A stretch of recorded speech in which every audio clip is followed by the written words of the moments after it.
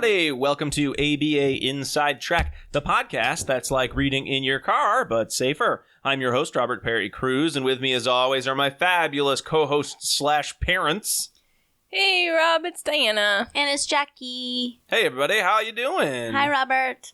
Good. Hi, Diana. I'm good. I'm good. So I was thinking, we just finished up our Supervision September, and I said we need to do another episode, and it should probably be multi-parts right in a row because I enjoy editing so much, and I feel like I had a break, and I don't ever want to stop listening to us talk about behavior analysis. Won't stop. You do love the sound of your own voice. I do. It's great. It's great because all I want to talk about is behavior analysis and behavior analytic research, which is what we do here on ABA Inside Track each and every week, especially with episodes like this one, which is another multi-part episode. You don't stop. We don't stop till you get Yes, enough. guys, I did it. Is that? Oh, you were singing that That's before. what I was doing, and I I was waiting for you to catch I on. got it. Okay, very good. That's what happens in my life all the time. So this morning, my young child, we're talking about parenting today, started belting out "Let It Go" in the car, and I'm not sure where she heard it from because we don't watch TV. And so she was like, "Let it go, let it go, because she can't really talk. Let it go." I was like, "That's stupid. I'm not gonna listen." And then when I got to wherever we were going, I was just standing in the corner, and then I was like, "Let it go, let it go." It's super catchy. Yeah. Catchy tune. It's a great soundtrack. But that's what happens when you're a parent.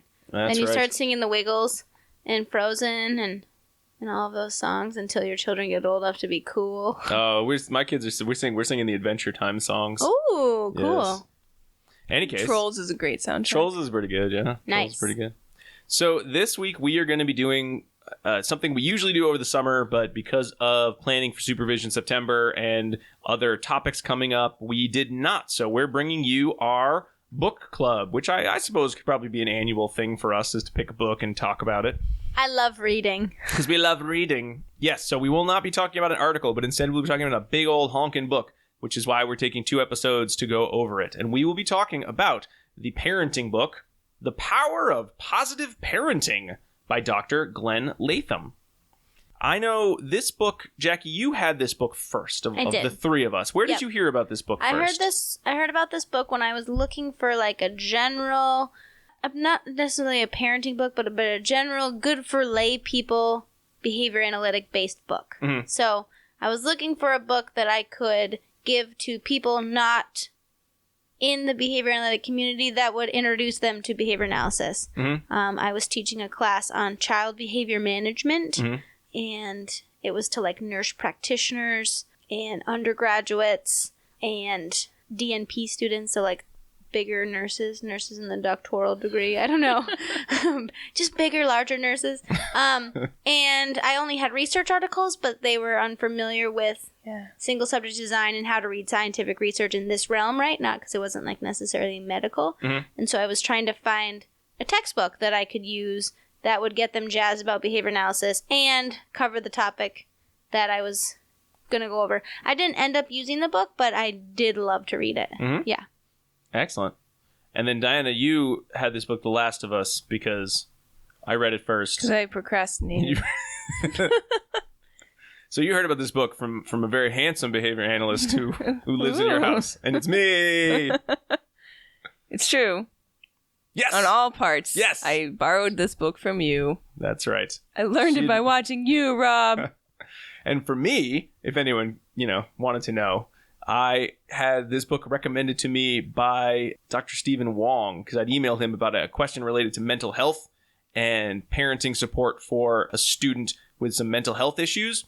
And he'd sort of given me a lot of information about a multidisciplinary approach and said, this is a great book for just general parenting strategies to share with families, which I thought was interesting because, as we will talk about, this is not a book for a lot of children. If you are looking for a book about how do I work with my child with autism or ADHD or developmental disabilities or some other, specific parenting challenge, many of the principles that are covered here will certainly be applicable, but this is not specifically for any one type of child, just the type of person under the age of 25, I think is really the target audience. If you are an adult with a person that you are caring for And responsible that for. you are responsible for, then this book is a great place for you to start. Yeah, I heard it from, I received the recommendation to read this book from Dr. Chada Dixon. Ah. So, thanks, Chada, if you're listening.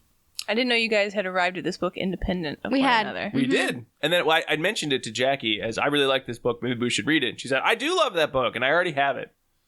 Or maybe I asked, have you heard of the book? I can't remember. And I said, I love you said it. you love it. So I'm definitely buying that. It was a bedtime read for a while. Before I actually had children. So before I had the child that I have, I don't have multiple. But before I had the child I read this book. Yes. And I read this book after having all of the children that I plan to have. And then saying, darn, I should have read this That I wish sooner. there's only one of my kids who will benefit from that. No, you know what? This is a good book for all ages. But we'll get into sort of our personal experiences with the book. Let's get into sort of the format of the episodes. So unlike a research article where we just talk about the whole research article, we are not going to sit here and break down each and every chapter of this like 300 plus page book. We are really going to focus more on the general content of the book, so sort of the big picture ideas for our first episode. And then next week when we talk about it, we'll get into a couple details. We'll do a little bit of our own kind of personal use of some of the strategies as we've used a few of them ourselves, and sort of general recommendations, pros and cons to this book for behavior analysts, so that you have a sense of, is this something that sounds good for you personally as a behavior analyst? Is it something that might be good for parents you work with as a behavior analyst? You decide. We're just kind of laying some of that information out there. With that, without further ado, let's get into the general kind of rules of this book. But I guess the first question we have to discuss is this actually a behavior analytic piece of literature? Because there are lots of parenting books that I don't think any of us would refer to as behavior analytic in nature, even though many of the techniques probably are similar. Jackie, Diana, what were your thoughts in terms of reading this book? Did you feel it met our 7 dimensions, I guess you would say? All right, Jackie, let's vote. Thumbs up or thumbs down on 3. 1, 2, 3. There you have it. Both of our thumbs are up. We are in agreement. Ladies thumbs and gentlemen, up. Thumbs. We both say that we recommend. No, just kidding. That we feel this book is behavior analytic. Yes. Mm-hmm. Yeah. What clued us in? Clued us in is that they talk about being objective, measuring the behavior, providing consequences, and the forward buzz by Dr. Sidney Bijou, who That's is right. a prominent behavior analyst in our field, in child development. Yep. Dr. Latham refers to himself as a behavior analyst. He does. He references B.F. Skinner. Yep. Mm-hmm. He talks about antecedents and consequences. Talks about reinforcing behavior. Mm-hmm. It's like all throughout. Mm-hmm. Yeah. Yeah. You don't ever escape it. No, and he also referenced Marie Simmons' book "Coercion and Its Fallout." Oh my That's gosh, yes. true. Totally which should've said that. I had actually read myself because you gave it to me. I think it was either Father's Day or for my birthday last year. What a present. Sort of our romantic gifts for each other. And in reading that, I really enjoyed that book. Certainly, he does mention that idea, and that will come up a lot through here. Mm-hmm. So, although a lot of books might tell you don't spank your kids, Dr. Latham's book certainly goes into, here is a bigger book on the subject of coercion and why coercion is not a good parenting And he has strategy. a whole chapter on don't spanking your kids. Yeah. But It just says no, in like really big font. It says spanking, don't. it's like, I don't really need to write more. Yeah, but I will. But I will. But that shouldn't deter anyone from reading this book because it's written in a really friendly, conversational manner. Like he does use behavior analytic terms, but he'll also say, "Don't do this. That's silly." Yeah. And he uses exclamation points, which I kind of love. And the examples are amazing, so we're going to read some of the examples for you. They'll give you a good chuckle. Yes. Yeah. And he's coming at it both from the perspective of being a behavior analyst and as the father of, I believe, 6 now grown children. So he has a lot of personal life experience. So it has a little bit of a grandfatherly It does. tone And he to does it. talk about his children's social validity measures Yes. of his own parenting throughout I the actually book. love that. I love the one time he's like, I don't remember this, but my daughter remembers one time I didn't follow through with what I told her, and she was severely disappointed in me. She told me a few years later, and I was like, oh. The whole book starts out with a nice review of many of the basic behavioral principles, which I think in my notes I just wrote down as, I actually started taking notes, and I wrote consequences change future rates. And then I read that back to myself and said, I'm not taking notes on this chapter. If I don't know this already, I probably am in trouble. Well, one thing I really love that how he started the book off too was saying, we've all heard the term, well, that's not how I was raised, and I want to raise my kids differently. Or, I can spank my kids because I was spanked and I turned out fine, right? And then he stresses the point that the culture that we live in today is vastly different from the culture we all grew up in, and then the culture our parents all grew up in. And so now, where previously they didn't need to go to parenting classes or have parenting skills per se, because the lifestyle was basically doing the parenting. So he gives the example that kids didn't have freedom to run around and go to the mall. They were in the fields working, or they were sewing with their mother, or they had a purpose, right? So if they didn't behave, then the family would die. Yeah, so it was more of a necessity for kids to be lame and fall in line, right, with what was expected of them, because there isn't another way. Like, you wouldn't eat, or your shoes wouldn't get fixed previously, but that's not the case anymore. We have a lot more free time and a lot more access to different activities. And so now as parents, we need to not only have the skills, but we need to have the confidence to implement those skills with kids that think otherwise. So would you say that positive parenting is a hashtag first world problem? No, I don't think so, because I think anything in this book would be applicable. I'm joking. But I think it does have that same sort of graph of as we have more time and prosperity, we need to actually be better parents, because many of the maintaining variables that would allow for just sort of do what you need parenting don't exist anymore. Right. Yeah. So I think so. I think that's a better predictor, because I think if I gave this parenting training to someone else not in this first world, it might still be applicable in some ways, right? Yeah, consequences matter, right? It's the same idea that there's no real reason. I mean, even if it was a matter of I need my child to do their chores, or we will freeze to death if they don't chop the wood, positive practice is still a better way to get your child to so you're reinforcing that chore rather than punishing them if they don't engage in the chore. Right. Much like in Sidman's book, nature, I think we assume that nature is coercive and mean and nasty and will kill us. Therefore, that makes us need to behave that way, and that is just not the case. Right. Another thing I love about this book, too, is he said that negative is easier, right? So the yelling is easier, the reactive is easier, and it does produce immediate results sometimes. We just don't look long term. And so he says that's why it's really important for us to look at the bigger picture of our parenting style and look at the bigger picture of the environment and manipulate the environment short term.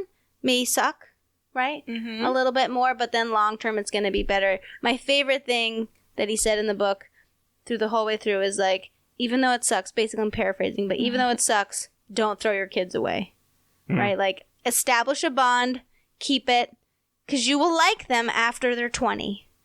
If you really got to play the long game here. Yeah. Right? Yeah, and he literally talks is 20. so much about the self-control needed on the part of the parent to not engage in behavior that matches that of what the children are putting forth. Right. Yeah. Right? Yeah. Well, let's get a little more specific and kind of go into those main, he had 5, so Latham had 5 kind of big parenting rules. And one of the things he mentions a lot in the book is that, if you're reading this book from start to finish, you're going to say, Glenn, you repeated yourself so many times, but I want to do that because it's really only a couple rules that you're just applying in lots and lots of different situations. And this book's much more about the generalization of a couple key concepts than it is every chapter has 10 new concepts to learn, which would make for a terrible parenting book because most parents would say, this book's already very long. I could get Jenny McCarthy's book on parenting. That's not that long already. I bet it's funny. So I'm going to pick that one. This one looks like a textbook to college. I don't want to read it. But it is textbook mostly in the just 90s. Yeah, definitely is in the 90s. It's got a nice sort of rotation of back to those points. So let's make sure that the audience sort of knows what those general points are. Sure. And then we talk about the application. And many of them, I think, really get to the heart of parenting is not so much about 5 really, really hard things that you have to do, so much as 5 pretty simple things that you just need to be able to perform consistently. You have to plan to be a parent. If you just sort of show up in a reactive, you'll just get into screaming mode very fast. And he speaks very much about parenting being a process of civilizing your child. And if you are screaming at your kid, you are modeling bad behavior because you are being uncivilized yourself, which I thought of yesterday when I was about to scream at my children. And I said, don't, nope. I stood there with a nasty face. You gave yourself time. You used time as an advantage. Yep. Unfortunately, I had screamed in the previous room where the child who wasn't doing anything wrong was currently being, and thought I had yelled at him. He was very upset. So then I had to go back and do the other, parents can apologize for their terrible parenting. That's true. In the chapter 2, he really goes over the 4 principles that good parenting rely on behavior analytically. Okay, so let's start with that. Let's go over the 4 behavior analytic principles that you're thinking of when you're parenting. The 4 things that we should look at scientifically, right, when we're talking about parenting, is behavior is strengthened and weakened by its consequences. We all know this, but it's sometimes nice to think about in terms of parenting, right? So attention's attention is what he says. We obey traffic rules because of consequences in place, and sometimes parents will react when you say, like, oh, like you're giving them too much reinforcement, like you're praising them too much, you're going to make them spoiled. But then we can give them the point that, everybody increases behavior or decreases behavior based on the consequences in place. So he gave a lot of great real life examples, like we all go to work to get a paycheck. We would stop going to work if we stopped getting paid, most of us. Principle 2 is behavior ultimately responds better to positive consequences. It maintains longer. It's more potent in various situations. He talks about how punishment is really effective immediately, but not long term, and it's only effective in the presence of the punisher. But with this principle that behavior will outlive the consequence, that it's good to think about positive consequences. And whether behavior, or the third principle is whether behavior is reinforced or punishment, is known only in the course of that behavior in the future. So ultimately, in the short run, it may look like, wow, it's not working. This is the worst treatment ever. Like, I can't believe you made me do this, Glenn. Wait a few days, see what happens. And that's what he said to all the parents. Like, we'll know if this is a reinforcer if behavior increases in the future. We'll know this is a punisher if behavior decreases in the future, but you can't just tell right away. It's not in the present. Dr. Latham does have at least 2 anecdotes in which he's like, I told parents to do something, and they were like, you're crazy, Glenn. Yeah. And I knew it was going to take 5 minutes. Right. And each time it did, and bam, I blew their minds. So there are parenting strategies that you can see a little bit more immediate change. Yeah, and then the 4th principle that I think he goes back to in every chapter is that behavior is largely a product of its immediate environment. That's a quote at the end of every single chapter. Yeah. I read it for and he said it was going to be, I'm going to quote the same quote. Yep. At the end of every single chapter. Yep, it is. And I must have read it 2 or 3 times. So I was like, nope, he's serious. It is the same quote at the end of every chapter. Because what he says is that typically parents give mentalistic explanations why their kids are being inappropriate. Read your task list, parents. Right? Read your task list. But we don't know why it's occurring. And so he said that a disciplined child is a product of a disciplined environment, where consequences are specific and children know what the rules are, what the consequences are, and parental attention is a powerful reinforcer if you have that good bond, right? In the teenage years, he talks a little bit differently. Yeah. That maybe it's going to move from items instead of parental attention. And then he says that many people will say that children have to be developmentally ready to follow contingencies or, understand contingencies. And he says that's not necessarily the case.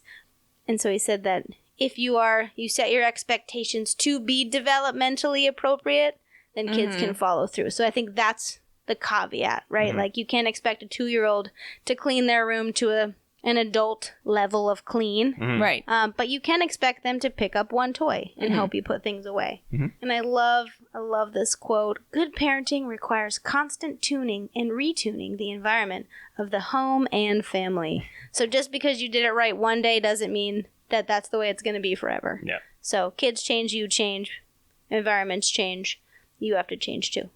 Yeah. So looking at those principles, we see a number of rules that we as behavior analysts would probably extrapolate. Oh, well, this means this in terms of parenting. If I were a parent, I should use this rule to do this. However, even as parents ourselves and behavior analysts, and I think we were told this by a number of really, really smart behavior analysts before we had kids, that a lot of the things that you know to be true about human behavior really fly out the window when you are trying to apply them to your own children.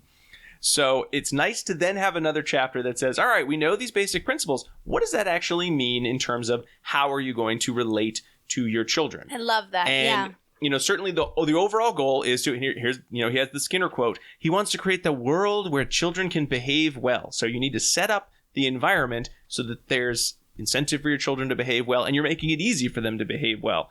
And he brings up 5 rules that you want to follow throughout your parenting life. And Diana, could you just kind of start us off with what are the 5 rules that Dr. Latham lays out for parents to use? So kind of the application part of the behavior analytic principles. Sure. So the first one is to clearly communicate expectations to your children. And that includes providing clear description of the behavior and role play. That might sound familiar. Dungeons and Dragons with your children is an important part. Number 2, ignore inconsequential behaviors, which can include a lot of developmentally appropriate but extraneous behavior. He called them weedy or Normal junk garden behaviors. variety Yeah. weed behavior. He did junk behaviors a lot. Junk behaviors That's are... just junk. That's just junk behavior. Think about it. And I love in that thing he says too, like you must ask for whom is this behavior being changed for. Mm-hmm. So if it's a junk behavior, it's like annoying, like someone going lula, lula, lula, lula. Do you have to put a consequence on that? Or is it because you're annoyed? Right. Right? I loved that. Okay, number 3 is selectively reinforce appropriate behavior. Makes sense. Number 4, stop, then redirect inappropriate behavior. When you can't ignore. Mm-hmm. And number 5, stay close to your children. Mm-hmm. So those are our general, kind of the general application of parenting rules. Let's go into some of the examples. By close, he means, I'm sorry, I'm sure we're going to talk about them more, but just to explain now, by close, he doesn't just mean physically close, but close in all the varying ways. Yes, I kind of wish he phrased it differently. Because verbally and physically. Then I was like, it makes it sound like just follow them around. But that's not what he means. When he wrote that, though, when this book was written, because it's a 90s book, when he wrote it, I think it was sort of the era of the end of the baby boomers being parents, and there was a lot of just kids do whatever you want. And that was changing. That was sort of shifting a lot. So parents were much more standoffish. Whereas when I read this now, when I hear stay close to your kids, I think, I thought we were moving away from the helicopter parenting. Right. That sort of was a lot of some of our generation, not all of it, but sort of the later part of kind of the millennial or the mid-millennial parenting seems to be a lot of the parents doing everything for their kids and being constantly in their face. But you're right, Jenna. It's more about just being able to have time for your kids to do something, something related to what their interests are and talking to them. But we'll get a little bit more into that. Yeah. In terms of that rule 1, that first rule, clearly communicate expectations to children. So this comes up in every single chapter. Every time he has an example, he has so many scripts, which I think is so helpful for parents to read them. It's so helpful for me. Sort of, what's this going to look like? Oh, that's not going to work for my kid. And he wrote these little scripts out. And it really gets into how every time you interact with your kids, you want to make it very clear what the expectations are, what the rule is, and then what will happen if the kids don't follow it. But I wouldn't say every time, right? Not every time. If you are engaging in an instructive interaction, right, where the goal is behavior change. But he also, as we'll talk about with number 5, there's also a lot of conversations that should just be little friendly, stay close conversations. Yes. So anytime you have a rule you want to be followed, you bring it up. Anytime a child breaks the consequence, you want to bring it up a little bit. And then anytime you're not bringing it up, it's because the child is doing whatever the appropriate expectation is. Yeah. And the positive thing here is so much of his rules were about including the children in a conversation. It was very rarely just, listen, Billy, you put your bike out in the driveway one more time and that bike's out of here. You got it. Do you understand? You never use do you understand. Because then they just say yes. Because kids always say yes, because kids aren't stupid. And they know if they say yes, this tirade will go away. And then the odds of you actually doing anything when they leave their bike out in the driveway again are pretty slim. Because it's hard to be consistent with parenting. And I loved how thoughtful and sort of planned ahead the whole process of setting a rule with your children was. Yeah. So want to go through one? Yeah, go for it. Well, Jack, why don't you start with what are the key components that you want to have when you're having that discussion with your child? So let's say what's a realistic rule that you might want to set up? And we can use the bike one. He brings that one up a number of times in the book. How about jumping on the couch? Okay, jumping on the couch. Yeah.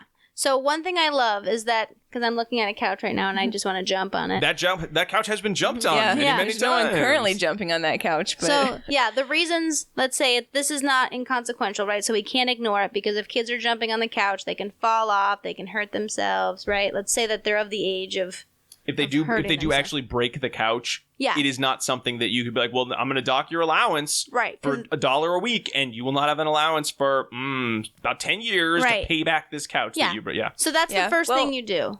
And honestly, maybe it doesn't matter in this conversation, but like for our little guy, I don't really care because I feel like it is age appropriate that he does that. But for our biggest guy who's been watching a ton of Ninja Warrior, I am worried he might break the furniture. Right. So that's a really good point though, right? Because he says don't make a rule unless it is age appropriate. Yeah. And makes sense. Like don't make inconsequential rules. So ask who this is about. Is it about you being annoyed or is it about a safety concern? Yeah. So this is a time when a rule is going to be an appropriate time, right? Not for your little guy, but for bigger guy. So then he says, wow, it looks like you would approach the couch when the kid's sitting on the couch in like a non-threatening way. Like, wow, it looks like you're really having fun sitting on the couch right now. And the kid's like, yeah, I really am, Dad. You're like, I wonder what it would feel like if the couch went away. Like if you broke the couch. So then you're asking leading questions so that the child answers what would happen if the couch was broken. It's like the Columbo approach. But just one more question. Just one more question about but this not couch. in like a... Not threatening. No, not threatening. So you... What would happen if the couch went away? Right. So yeah, so it would It'd be really... a shame if this couch was gone. No, it'd be like, it would be sad if we had to sit on the floor. Like if the kid said, oh, we would have to sit on the floor. Yeah. And so that's how you would set the rule up. You would bring it up in a conversation and let the child direct what the consequence would be if the couch was gone because it was broken or they got hurt, whatever one you were worried about. And then you would say, yeah, so that's why we probably should make this rule that we can't jump on the couch because we wouldn't want to sit on the floor while we're watching TV and that would be uncomfortable. We wouldn't want to go to the doctor. And then the kid's like, yeah, right. So this is before the couch jumping has happened. Maybe it's happened at one point and you had them stop quickly and redirected their behavior. So now this is when you're taking some time and thinking about, okay, we need to make a rule because this has happened. So it's not during the couch jumping incident that you're making this. So you've already been proactive and started to plan this out. Like what you're going to say. Maybe you didn't write it out in a script, right? But you plan what you're going to say, how you were going to lead the conversation to what would happen if the couch broke, right? So then... you'd be like, oh man, like it would really be sad if we couldn't watch TV on this couch. So I think like, how would you like remember? So if you are going to jump on the couch, then we might not be able to have the privilege of watching TV because the couch will be broken. So you make it directly related or something that's going to be something that's appropriate for the consequence, right? So you're not going to be like, and you're going to lose TV for the year, Right. Yep. Right? Or ever. So it could be just that evening. Yeah, it was a lot. It was a lot of like for 24 hours Yeah. for the next day. Yeah. Right. Okay, so then you say, the rule is no jumping on the couch. If you jump on the couch, you will lose the privilege of watching TV for this day. Yes, and the consequences are all about not I'm going to take it away Right. or you're going to lose. It was you the child is either earning certain privileges or denying themselves, which is the term he used, which I find hard to say, but the denial of privileges. So it's never I, as your mom or dad, am making it so you can't have something you want. It's you have acted in a way. So you can blame yourself. You can blame the system. You can blame the sort of amorphous behavior that exists in space, in the ether, that has caused this problem to happen. But it's not me. It's you. So it's the you. responsibility and now in the child, which I love, right? So then it's not. But he said, know that when it happens, like the kid's jumping on the couch, and you tell the kid, oh, you've been jumping on the couch, you've denied yourself the privilege of watching TV, the kid is going to say, oh, Mom, Dad, you're taking TV away from me, right? Because they're trying to engage in what he terms junk behavior, trying to get the parents to cave in. And one thing I love about him, or Dr. Latham, and what he says is that like, the kid is going to try to do everything to get you to cave in when they really know you shouldn't cave in. So kids want you to follow through on an appropriate consequence. And so he said that his own kids were disappointed when he ever, gave in because they knew the consequence. He was very specific. And then he turned around. So then the rules were more unclear at that point. So kids love to have expectations and have that follow through there. Yep. And then in their heart of hearts. Right. Kids. Yeah.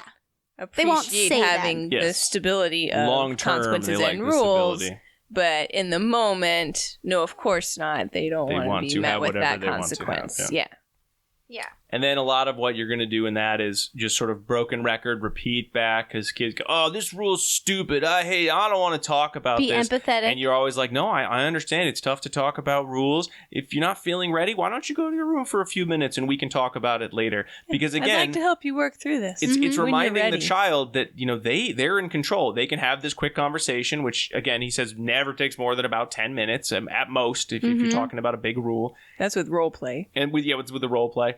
But if the child doesn't want to do it, that's fine. They don't have to. However, until the conversation is over, ooh, we can't watch TV on the couch until we're done with this. And most kids are going to say, fine, whatever, and they'll listen to you if they know it's probably short term. You'll eventually stop talking. But you're including them in it, so it's not just a lecture. They can zone out. They actually have to pay attention. And they have to repeat the rule, Yep. repeat the consequence, repeat the privileges that they get to earn, and repeat what will happen if they engage in the behavior that's undesirable. Yes. And you also get to give them little praise statements throughout. Like, that's a great example of why it's important to Now have you're the couch. thinking. Now you're So, and he also says, never tell a child something they already know. Have them tell you what they know. So if in that conversation, if you said, well, what could happen if you were to jump on the couch? Like, they already know the answer. I could get hurt. I could break the furniture. So you have them tell you that. And that includes them in sort of the planning out of what the plan's going to be. So the summary. So when you're setting your rules in your home, you want to engage the child. You're doing this proactively. If it's reactive, it's distant. So you noticed the day before they were jumping on the couch and you were worried about it. Then a couple hours later or the next day, you're going to sit down and talk about the rule. You're using a Socratic method to include the child in a discussion of why it's important to have a rule, what could happen if the rule is broken, what is a fair consequence for the rule, and then including them both in coming up with parts of it and then also repeating back what's in the rule. You're praising them when they're positive about the conversation with you. You're ignoring and sort of just broken recording your way through if they're refusing to talk about it. They're giving you a lot of guff. And then at the end, you have your rule. It's set. The child has repeated it back to you, so everyone knows what the rule is. And then when it happens, you are just if the bad behavior happens again, you're reminding them of the rule. You're reminding them of the consequence that they have engaged in and they have met, and they now have denied themselves of some privilege that they used to have or they could have earned if they'd behaved differently. Yeah, and he does say that you say it once. Yes. Right, you say it once, and then if the kid wants to keep arguing with you, you can just walk away. I love the idea of just walk away. Because I used to think, no, you must argue until the child realizes that you are the dominant parent. But that will never happen, right? Because you know what? The best way to show a kid that you're dominant is leave. Yeah. What are you going to do, kids? Until you're 16 or, in this state, pretty much 17, you can't drive away. You can't go anywhere. But I think that's powerful, right? Because you're not providing attention for behavior you don't want to see. Yeah. All right. So let's take one of the examples in the book and let's do a dramatic reading just to make it as concrete as possible for the listeners. So guys, I am the parent and I have Billy. Here's what I say. Children, when I call you for dinner, I expect you to be seated at the table within 30 seconds after I call you. Billy, what do I expect you to do when I call you for dinner? Mom, this is dumb. Don't treat me like a baby. I know what you mean when you tell me to come to dinner. Why is Billy from like a 1930s gangster? He's a paper boy. Billy the paper boy. That's my role. It's method, and that's all I'm playing. Okay, Billy, I'm sorry. Billy, what do I expect you to do when I call you for dinner? This is stupid. You want me to come to the table when you call me? Thank you, Billy. That is exactly what I expect. When I call you, I expect you to come to the table. Thank you for that answer. Mary, how quickly do I expect you to come to the table when I call you? I don't know. I forgot. Listen carefully, Mary. When I call you to the table, I expect you to be seated within 30 seconds. Mary, when do I expect you to be in your chair on the table after I call you? You expect me to be in my chair within 30 seconds after you call me.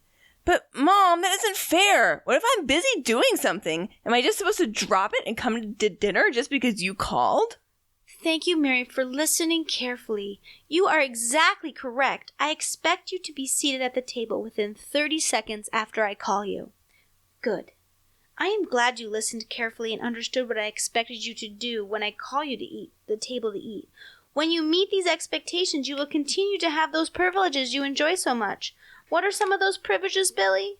Do you mean to tell me that if I don't come to the table within 30 seconds after I'm called, you're not going to let me watch television? That newfangled invention, television? Thank you, Billy. Television is one of those privileges you really enjoy. Mary, what are some privileges around the house you really enjoy? Well, I like playing with my Barbie doll, but you're not going to take my Barbie doll away from me just because I don't come to the table, are you? Yes, Mary, you really do enjoy playing with your Barbie doll. Billy and Mary, when you come to the table to eat within 30 seconds after you're called, you will have earned these privileges for the rest of the day. Mary, what privilege do you earn if you come to the table within 30 seconds after you're called? You'll let me play with my Barbie doll for the rest of the day. Thank you, Mary. That's right. You will have earned the privilege of playing with your Barbie doll for the rest of the day. If, on the other hand, you become distracted or careless and don't come to the table within 30 seconds after I've called, we will start eating without you, and you will have denied yourself the privilege of playing with your Barbie doll or watching television for the rest of the day. Furthermore, if you are more than a minute late coming to the table, you will have to wait until breakfast or lunch or dinner before you can eat. Billy, what will happen if you choose not to come to the table in time? This is absolutely the dumbest thing I've ever heard in my life. I can't believe you, Mom. What's so important about coming to the dinner table within 30 seconds or a minute? I can't wait until I'm old enough to get out of this dumb house and away from all these stupid rules that treat me like a baby. Mary, what will happen if you fail to come to the dinner on time? If we don't come to the table in 30 seconds, we won't be able to play with our toys or watch television for the rest of the day. If we don't come to the table within a minute, we won't be able to have supper either. Thank you, Mary. Now I know that you understand exactly what I expect. Thank you for listening carefully and answering correctly. Billy, what can you expect if you don't come to dinner on time when I call? I know what you mean, Mom. No TV or no supper. Brother, I can't believe this is happening. Thank you, Billy. I'm glad to know you completely understand what I expect and that you understand perfectly what to expect if you do or do not come to dinner when called. And scene. And most of the examples in the book I find, we didn't read them, but they're almost these little stage directions of, see here? You know, you kind of imagine those like 50s. See, Billy's just using his old junk behavior. Mom continues on. Right. Which lays out, I think, a good flow of sort of the pattern. And, you know, we've used a few of these conversations here at the house, and they do follow this, where one of the children might not want to engage, or oh no, I don't want to. And then you go to the other child and you can praise them. And then when one of them sees that you're praising one of the siblings, the other one starts coming up with ideas. Yeah. So this does actually work, even though I think in our example, you know, we played it up a little bit, but it. What are you talking about? I mean, it's all about shaping behavior and also differentially reinforcing, you know, successive approximations of behavior that you want to see, which would be the definition of shaping. So not in addition to, really. The way I said it was wrong. But even if the way that the response is presented is not what you're looking for, there are pieces of that, any type of response, usually, that can be reinforced, right? So you're continuing the conversation, which is the reinforcer, but you're ignoring all of the protest and attitude that you might be getting when you're getting the responses that you're looking for. So you're just working through the junk behavior to hopefully shape that toward what you really want. And this is nice, too, because it actually highlights Rule 2 as well, which is ignore inconsequential behavior. You stole my segue, Jackie. Go for it. So rule 2, remind us what rule 2 is. Ignore inconsequential behaviors. So always reinforce the small positive things that your kids do, even if you don't think that we should praise them. You probably should. And parent-child relationships are more important than other things. So if your kids are going through that awkward phase where they want to crimp their hair and turn it red, and it's causing a rift between you two, does it really matter? Probably not. So this is one of those inconsequential behaviors that you can say, oh, you're not hurting yourself, you're not hurting someone else. Then I'm just going to let it go, and I'm not going to talk about it. We're not going to drink. Yeah, let it go, let it go. That would include like whining, sibling rivalry, which, sometimes can become unsafe. And then the one that I found to be the most anathema to my own parenting style, the messy room. Yeah. What? No. I want to yell at my kids about their messy rooms. That's part of being a parent, right? No. Yeah, so they said if it's inconsequential, so if it's safe and they're doing everything else, they're still going to school, they're pleasant to be around, they're following the rules, then let everything else slide as long as, you have these good foundations and you're promoting a relationship, which is going to be better for you in the long run. Yes. Than building a rift because the room is messy or their hair is purple. And on the flip side, you get into rule 3. So you want to spend less time paying attention to stuff that doesn't matter, and more time paying attention to the pieces that do matter, the behaviors you would like to see more of. Are they doing, I think one of the examples that Dr. Latham brings up is your kids doing homework with the stereo on. Okay, as a parent, I know from research that kids can't really do 2 things at once. No one can do 2 things at once. You're actually more inefficient if you try to do 2 things at once. You should just pick one or the other and do it. But does it make sense for me to go in there and be like, turn that racket off. I hate this music. It's not good for you to do things at once. No. The key component is my child is doing their homework. I didn't ask them to do it. They are just going and doing it on their own. They seem to be working hard and they seem happy doing it. I should go tell them, great job getting that homework done. Even though I really want to be like, I don't want to listen to your music. Shut it off. I can't think. It's inconsequential for me to do that. And all I'm going to do is sort of set up a counter control situation if I go yell at my kid about their music. They'll probably just turn it up louder, or they just will stop doing their homework altogether. So you want to find those positive moments. You also don't want to spend too much time complaining about when a task isn't up to the standard. You want to make sure you praise their effort and acknowledge if there's something that still needs to be done, that they can do it, rather than tell them how they failed or get in an argument about whether or not that they didn't meet the standard. Just praise. It looks like you've worked so hard on your project. That's great. It says here you have to make sure that you color the outline of the shape that you're doing in your geometry class. But I know you're going to do that, and you're going to get a great grade. And then run away. Don't bother any discussion. Don't talk anymore. You're done. You did it. I mean, and I think that brings up again the other point too, that most parents spend. When you think about how much time, if you wanted to have a nice reactive measure, take data on how many positive things did you say about your child today versus how many times do you tell them do something, do it again, do it differently, you probably find that ratios to be way out of whack. And you spend most of your day telling your kids to do something better, to do something differently, rather than actually saying nice things to them, specific, praise statements. If you just spend a couple minutes flipping that around, you'll find something.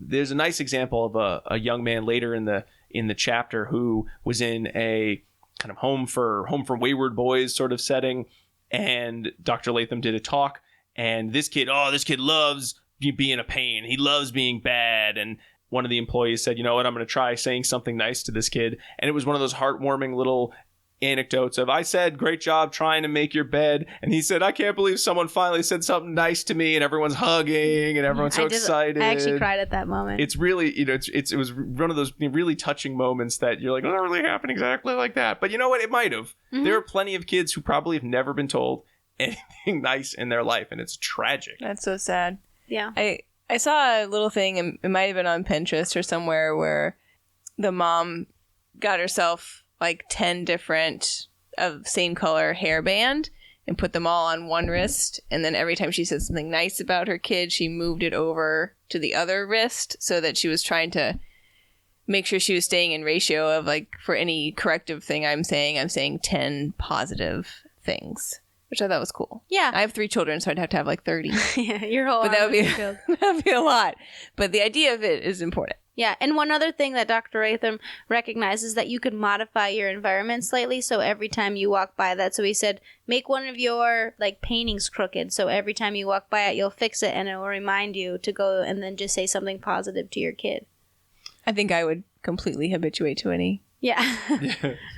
Crooked painting. Yeah, well, you find what works for you, right? Sure, yes. Yeah. But I'm, like, the kind of person that just steps over the pile of clutter, so I don't think that the potted plant that's in the different places is going to work for me, but I'd have to find something else. Yeah. The 4th rule, the stopping and redirecting inappropriate behavior. So you've got your rules that you want to set because there's a safety concern. You've got your inconsequential behaviors you're ignoring. You've got most of the things that you're spending your time praising that your children are engaged in. But what if there's something that isn't quite a rule, isn't quite inconsequential because there's a real chance it's going to become something that could be unsafe? What do you do then? Well, Dr. Latham suggests that you stop the problem behavior immediately, provide the consequence if there is one that you've set up, and then redirect to more appropriate behavior. And so he said this is the time where, before things get out of hand and kids are like screaming and throwing themselves on the floor, that you've established something that you've practiced outside of problem times where you move right to problem solving. And he says one of the best problem solving solutions for when kids start to increase in emotions is to use time as an advantage. Mm-hmm. So if there's a problem, you can stop. I couldn't help it. Yeah, so if there's a problem, you stop it, move right to problem solving and skill building. So have the kid move away from the situation, go somewhere to calm down. Don't try to have an argument or a discussion in that moment, but then come back. His favorite thing is, why don't you go to your room and calm down, and in a half an hour we can come back and talk about this. Mm-hmm. Kids may, be screaming and whining, but then after a half hour, they'll come back, and then you can have a talk about what happened, talk about the skills that you could use in those situations another time. And he said it's really important that you both teach these to children and use them yourself. Mm-hmm. So if you're angry at your kid, you need to say to your kid, if they're being like super annoying, I need to go calm down. I'm going to come back and we can talk about this in a half hour instead of instantly yelling at your kid. He said that you should also be using this with your spouse. Mm-hmm. I liked that part. He's like, don't yell at your spouse in front of your kids. You need to take a step, take some half hours, and then hours, you like that, half hours, and then come back and talk about it when you're both calm. Yeah. I brought that up to my husband, and he was like, it would probably be longer than a half hour. And I was like, yeah. He's like, days, months. And I was like, maybe. But not really. We're just joking. Yeah. Yeah. And then when you have that ability to calm down, you can come back, redirect them. And then it's almost sort of like a mini BST training. You're like, well, okay, here's the problem we're having. Here's the desired way that things will work out better. Here's why it will work out better for you. Let's do it together. Great job, you're doing it. And then look for opportunities to praise them as the day goes on and reinforce them. Yeah. It's always about, I think the number one thing he says is that keep your relationship strong. Mm-hmm. Try not to do anything that is going to diminish the bond that you have. And if you do, say you're sorry and specify the steps you're going to do to correct that. Yeah. And then the final big rule in these big five, staying close to your children. And so, Dinah, you're saying that's not about helicopter parenting. That's more about just your verbal contact or being able to interact frequently with your children. Yeah, I think this one's really important because, the example that we just gave where it's like Mary's mom is like saying you got to be at dinner in 60 seconds. Like, if that's the only way that you're interacting with your children is laying down. I interact with my children all the time. I set out 5 really complex rules for them today. They were completely, they talked, we had the Socratic method. It was great. I did exactly what's in the book. If that's all that you're doing, then I don't think that that's sufficient to establish a healthy, loving relationship with your children. So he stresses spending a lot of time with them in varying ways, ensuring that you're doing activities that you enjoy doing together. He says, it just needs to be short little conversations, mostly about nothing at all, really. And you want to make sure that your kids feel comfortable bringing problems to you and talking to you about their day-to-day, and always ending those conversations on a positive note. No matter what happened in them. Yep. Thanks for talking. I had a great time talking with you. Or thanks for letting me play that game with you for a few minutes. That was a lot of fun. Real nice sport. Yeah. Yeah.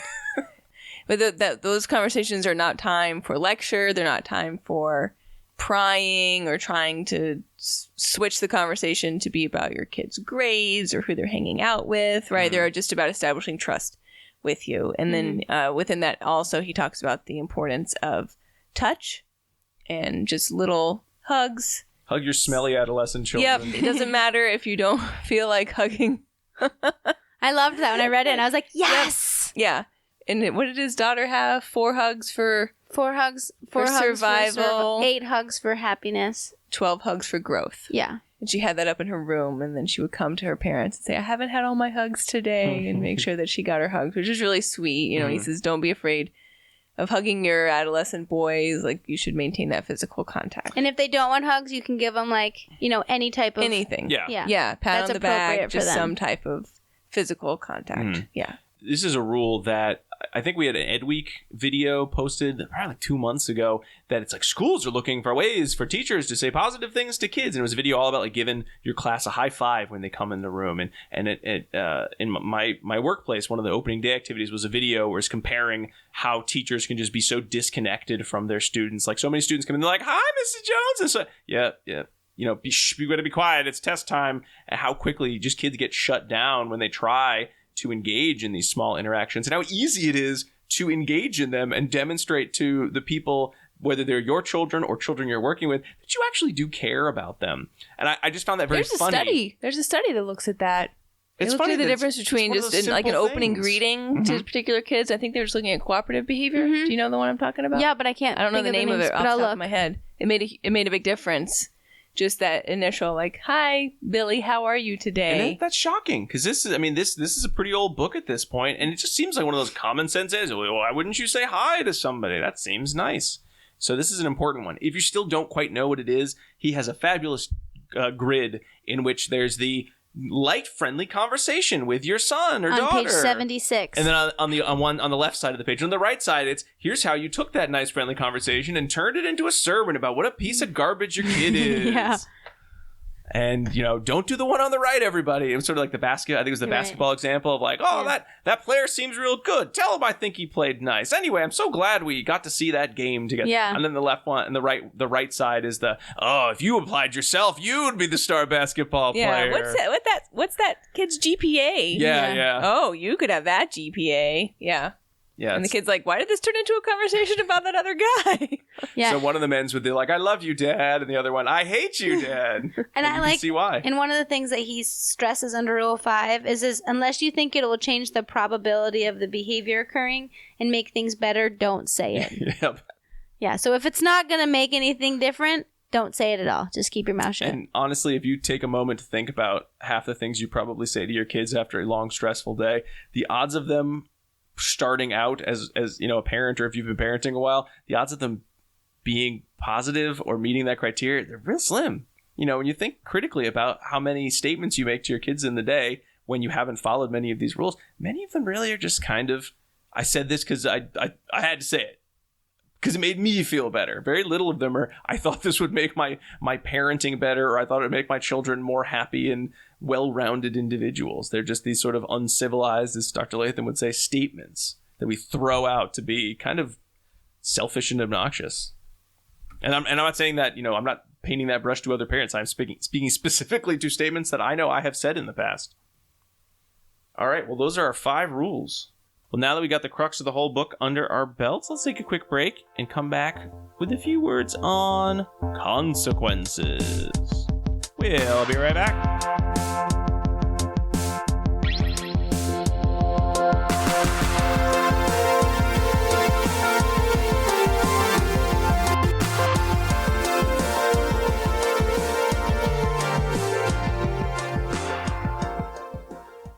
Do you want to be a BCBA? Sure, we all do. Now you can come to Regis College in Weston, Mass. to get your graduate degree. Choose from any one of these courses. Masters of Science in Applied Behavior Analysis. Masters of Science in Special Education. Dual degree in Special Ed and ABA. Or be eligible for your postmaster's certificate. You can complete your degree and be ready to sit for the exam in 2 years. And our 2017 grads had a 100% pass rate on the BACB exam. Come enjoy practicum placement support, ethics mini handbooks, PhD level professors, small class sizes, and a service trip to Iceland. If interested, don't delay. Supplies are limited. Learn more at regiscollege.edu. Again, that's www.regiscollege.edu, regiscollege.edu. One more time, www.regiscollege.edu. See you there!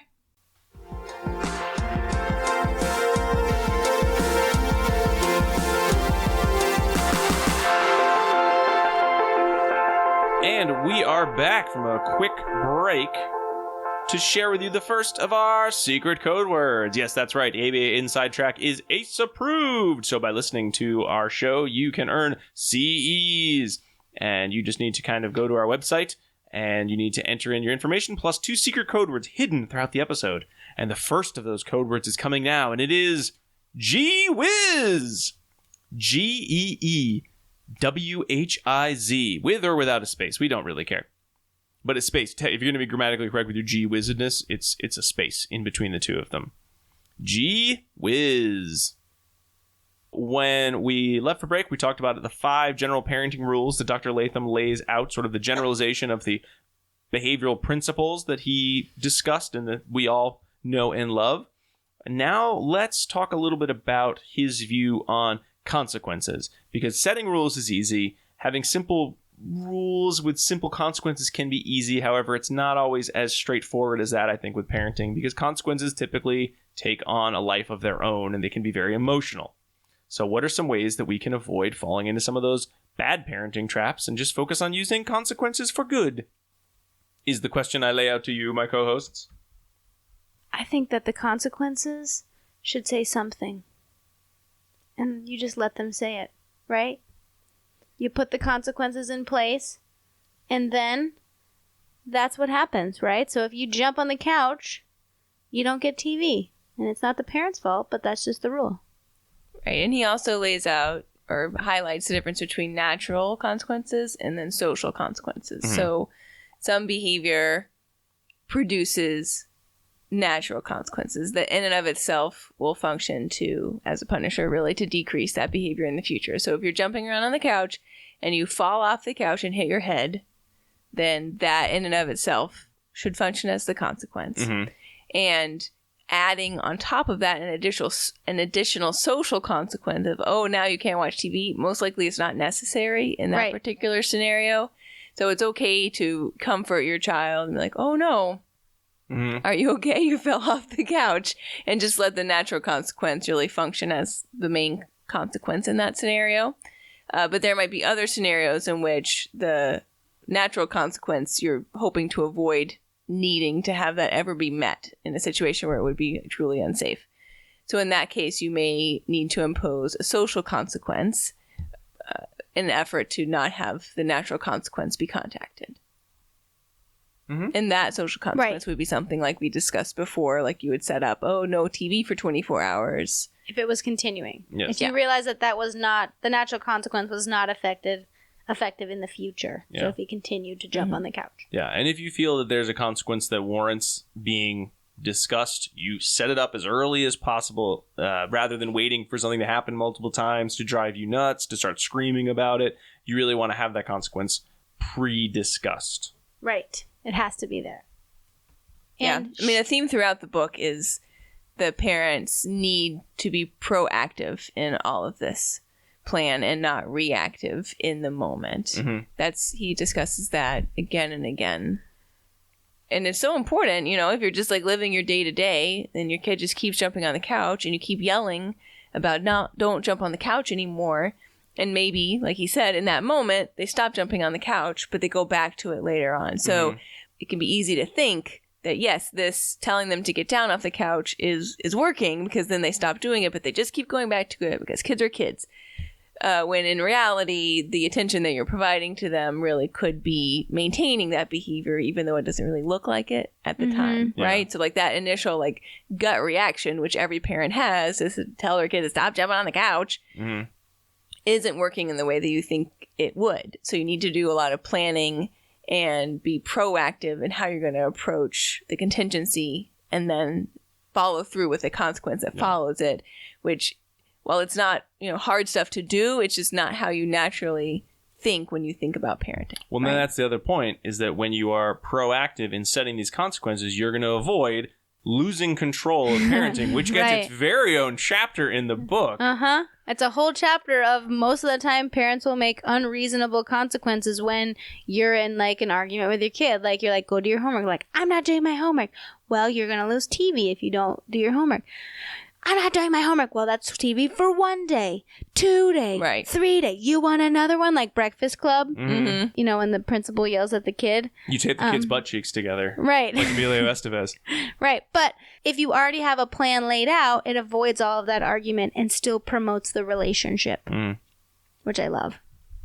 And Greg, you're in control. Did you have more you wanted to say about being in control? Because I feel like we didn't really discuss get into too in depth in that chapter, but I think it does relate very much to the bigger picture of the consequences. Yeah, so really, if you're not in control, your kids aren't going to be in control, right? So if you don't know what's going on, your kids are not going to know what's going on, and it's going to be really hard to have a healthy, happy home environment if there are no consequences for the behaviors that you don't like. One thing I love is that on page 92 of the book, Dr. Latham quotes his wife, and she says that first we must control our own behavior, then we must control the behavior of our home environment, then the kids will control themselves, which I love because you're not controlling your kid, right? That's not what this book is about. It's about setting up contingencies that are going to make it more likely that your kid's going to engage in the behaviors you want to see because of those contingencies in the home, not because of your control. Yeah. Right, because they can do whatever they want. Like, you are not going to, like, physically make them do anything because you can't, right, when they're adolescents. So it isn't about, like, physical brute. It's not about coercion. It's not about being scared. It's about your kids wanting to do what you want them to do because of the contingencies of reinforcement and the consequences that follow if they don't in your home environment. Yeah. I think one of the other pieces of that chapter is how much of parenting is about the positive. So much of it is prevention. If you are spending all of your time telling your child all the things they are doing right, and every child is probably spending a good chunk of the day doing things correctly, doing things that you want to see them do forever and ever. If you're spending most of your time being positive, focusing on that praise, you're going to see much less difficult or challenging behavior. Right. But there's an endurance that goes into that because they're going to do a lot of annoying things because kids can be really, really annoying. I know they don't mean to, but oh my God, how many songs or fart jokes and be like, I'm screaming in the back of the car loudly because I don't know the sound of my voice because I'm a child. And you want to turn around and scream, but you didn't make a rule about being too loud in the car. It's not a behavior that really requires a rule in the car. So you just have to let it go because it's not going to be worth it. You wait till they're quiet and you say, I love how you guys are reading in the car. Isn't that great? Isn't reading the best in the car? Another point too, which I don't know if he makes this directly, but I'm going to make it, is that, you know, the theme throughout this book is that your attention is so reinforcing, right? We're just talking about just the consequence again. We brought this up. Typically developing kids, right? Like your attention in and of itself is reinforcing. So when you're providing your attention, that's going to function as a reinforcer. It doesn't have to be good job sitting in your seat, Johnny, and reading your book. It could just be like, hey, buddy, what you doing, right? And that in and of itself, just that interaction can function as a reinforcer. Yeah, that was a big majority of the consequence chapter, which I loved. Yeah.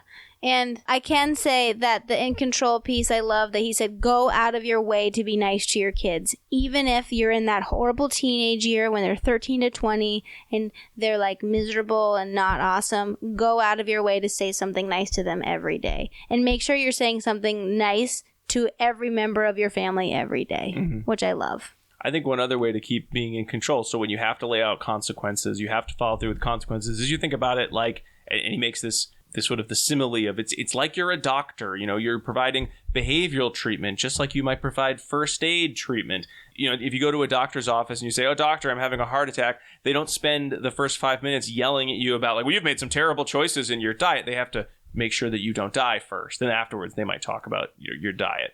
And the behavior that your children will engage in, so probably being mad at you, yelling, telling you they hate you when you are engaging in this treatment, is the same as if someone, you know, your child has a cut and you have to put ointment on it. They're probably screaming and fighting it, and you don't yell at them and tell them what a horrible person they are for doing that. You recognize this probably hurts a lot. I understand this physical reaction. Right. It's the same thing with when you're laying out consequences. You're providing appropriate treatment. Well, if you follow the rules, you're providing appropriate treatment. Yeah, I like that too. You're going to still get a lot of that junk behavior because it's almost that physical reaction. This is the first time you've ever told me no TV. You're the worst. I hate you. Why can't we just do it next time? Why does it have to be today? And if you yell at them about, hey, I told you this, and you're really not supporting anything. You're just getting angry and being uncivilized. Yeah. And you're not in He control uses that of word a yourself. lot, the uncivilized. Yeah. And I like that. That's when he brings in the exclamation points, too. He does. He's like, this is so silly of you, exclamation point. Uncivilized makes me feel bad. I think if he said, like, this isn't good parenting, I'd be like, well, let's agree to disagree.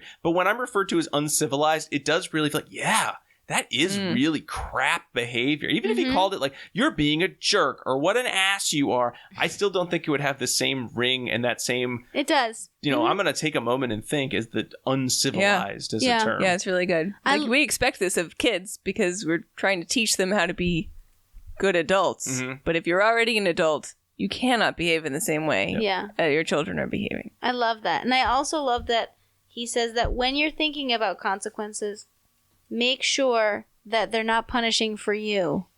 Right? So if you actually can't take the car away because that's going to mean that you're going to have to drive your kid to school every morning, you might want to specify when they can use the car and then they can't use the car, because if that's going to make your life miserable, you're more likely to cave in and or more likely to not deliver consequences in the future, right? Because it's going to punish your behavior of actually following through on consequences. Something to think about. The other part that I appreciated in some of these initial chapters, too, is Dr. Latham laying so many things on the parents, but then also acknowledging the fact that there are things that parents can't control. And even if you have the best consequences in place, most of your parenting is going to be about praising the positive, setting those consequences in a proactive manner so that you're never becoming angry or uncivilized in implementing the consequences, being smart about what the consequences are, because there will come a time in adolescence, in young adulthood, when if you've done all of this, your children will have a good bond with you. And even situations you can't handle, and I mean, he lays them out as sort of a 4-tiered system, that there are so many things you're not going to be able to do anything about. But if you follow the other steps, you can at least predict that at some point everything is going to work out if you've been following through. You know, he goes over when a child is young, you know, the A grade parenting is, I'm going to physically move my baby. Like, I'm not going to be like, oh, baby, why are you crying so much? Don't you know crying's not the way to get... No, I'm going to pick you up and I'm going to put you over here because something is bothering you. So I'll move you here. It's time to change your diaper. I'm not going to explain to you the reason I'm changing your diaper. I'm just going to do it. And then the B, where it's a lot more of the, you know, you can't directly control with, you know, forcing your children to do things. However, you set up those contingencies. And that's where most of your parenting actually will occur, when your children are young, when you have control over most of their reinforcers, where many things are going to be the consequences that the privileges that they will earn or not earn. And then that leads into sort of when you get to the C's and D's, when your children are adolescents. They can leave they can possibly leave the house without you. Most of what you're doing is, well, I hope you loved all the consequences and great moments we had, because now everything is sort of an influence. And, you know, we'll talk next week about some of the more advanced sort of situations you can set your kids up where you can't tell them what to do, because if you tell an adolescent, you want to buy a car? That's the stupidest thing I ever heard. You don't make enough money as a grocery clerk. They'll be, I will buy that car, Dad. I hate you. And you failed. Not only are they going to blow their money on a stupid purchase, but you haven't parented them very well because you've turned this into an uncivilized situation. You're kind of just, well, that sounds like a great thought. You know, let's talk about cars and how much they cost, and sort of trying to get them to realize, oh, that's a stupid idea, without telling them that. Right. And then finally, you know, at some point they'll leave. And, oh, hey, don't do drugs, Billy. Don't care. Gonna do them. Yeah. See ya. Never coming back home. You really just are kind of reminding yourself, well, I did these things right, and it will hopefully all work out in the end. And that's about all you can do. Yeah. And he does give some good tips on how to talk to teenagers, how to work within yourselves, like a note to you being a mom and you being a dad, you being a husband and you being a wife, and how you deal with fussy babies. There's like a weird, like, oh, I forgot to talk about babies. Right. In the middle. Don't yell at your babies. Don't yell at your babies. But I think, you want to stay tuned for next week, because we just laid the foundation of positive parenting, but now we'll go into like the crux of what do we do in these specific situations when there may be a substance abuse problem, or, you know, you have a teenager. Like, what do you do in those situations? And even some things like, well, how does timeout? You know, he doesn't talk about timeout specifically in these early chapters, but as a whole chapter devoted to, should one use timeout as part of their parenting It's a great chapter on self-esteem. Yeah, that too. Yeah, and helping kids achieve in school. So that's what we're going to go over next week. Yes. So no dissemination station. We're going to save that for next week and just sort of do a longer one on the topic of the positive parenting book and the positive parenting strategies. So that about brings us to the end of this first part of the episode. Thank you so much for listening to ABA Inside Track. If you enjoyed the show, please leave us a review on Apple Podcasts. We haven't really asked for those in a while, so if you're able to give us a review there or on the Facebook page, we would really appreciate it. If you'd rather just reach out to us through email or on social media, we're pretty much ABA Inside Track everywhere, Twitter, Facebook, Instagram, and then you can email us directly at abainsidetrack@gmail.com or go to the website at abainsidetrack.com or find our YouTube page. Thank you so much, Jackie and Diana, for being here. Oh, I don't want to forget our second secret code word. I almost forgot. Almost forgot there. I was just so excited about parenting and the positiveness of it. All right. So our second secret code word is gumdrop. Gumdrop. As in the phrase, golly gumdrops. Gumdrop. Gumdrop. Like the candy or the golly kind. Is Grimace from McDonald? Is he... Ronald McDonald, is he just a giant gumdrop? He's a milkshake, I believe. He's a milkshake. What? He's a milkshake? Yes. Quick, name all your favorite McDonald's Lane's characters. Ronald McDonald. Hamburglar. Oh, I picked Hamburglar. I did too. Oh. Fry Guy. I'm going to give it to Diana. Fry Guy. Okay, Fry Guy. Birdie. Ronald. I did Ronald. I don't know. You're out. Grimace. Mayor McCheese. The Filet-O-Fish guy? You're out. The answer you're looking for was Officer Big Mac. Wow, I didn't know any of Darn those. it. Gumdrop. All right, that brings us to the end of another fun-filled episode of AB Inside Track. We had a great time, didn't we? With our parenting and our rules for parenting. We'll be back next week to share even more about the power of positive parenting. But until then, keep responding. Bye. Bye.